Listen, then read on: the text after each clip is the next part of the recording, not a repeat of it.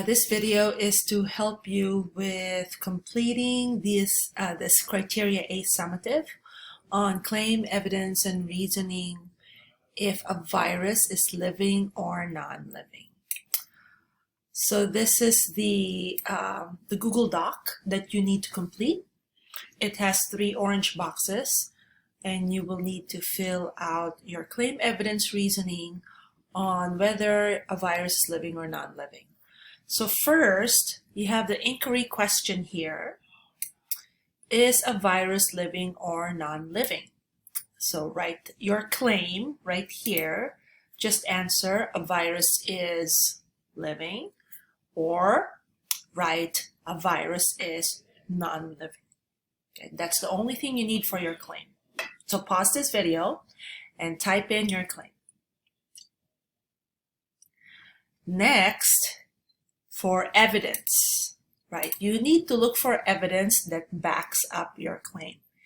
If you think that a virus is living, then you will need to go to your textbook on page 47 under viruses and read this page. See if you can find evidence that states that a virus is living or non-living. Once you find it, go back to your evidence, and you are going to use this sentence stem and type this sentence stem into this orange box and fill it out. So you'll probably write, according to the TCI textbook on page, and what page was it on TCI textbook? It's on page 47, right? So on page 47, paragraph 2, here's one that says, a virus is a non-living particle that makes copies of itself inside living cells.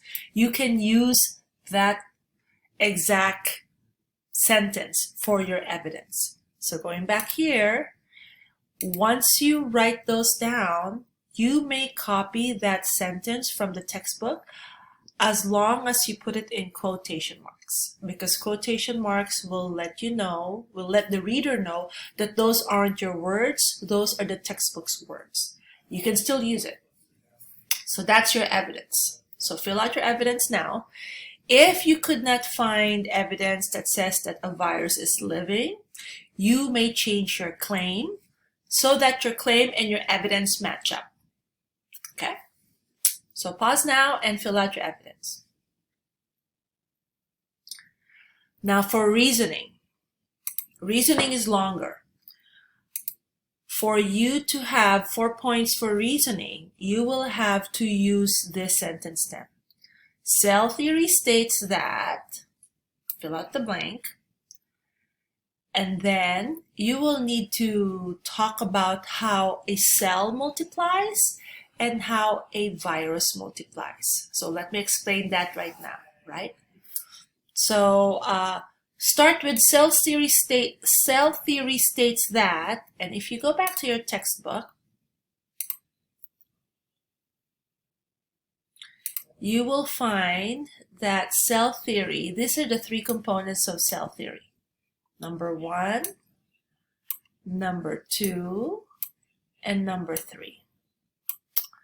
Right, we are going to use number 3, that all cells come only from existing cells. So type that in as part of your reasoning. Cell theory states that all cells come from existing cells.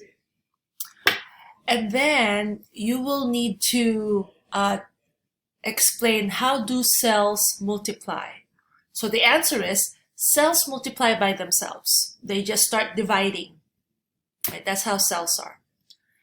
And then explain how viruses multiply. And in class, I showed a video on how viruses multiply, and I will link that video into this Google Classroom assignment so you can watch it. But the answer is, viruses multiply by attaching themselves to a cell and then hacking the cell's mechanism to create copies of itself. So viruses cannot make copies of itself. It cannot multiply by itself. Therefore, a virus is non-living. Okay, and that's the answer. So watch this video and you'll be able to answer this summative and get 8 points.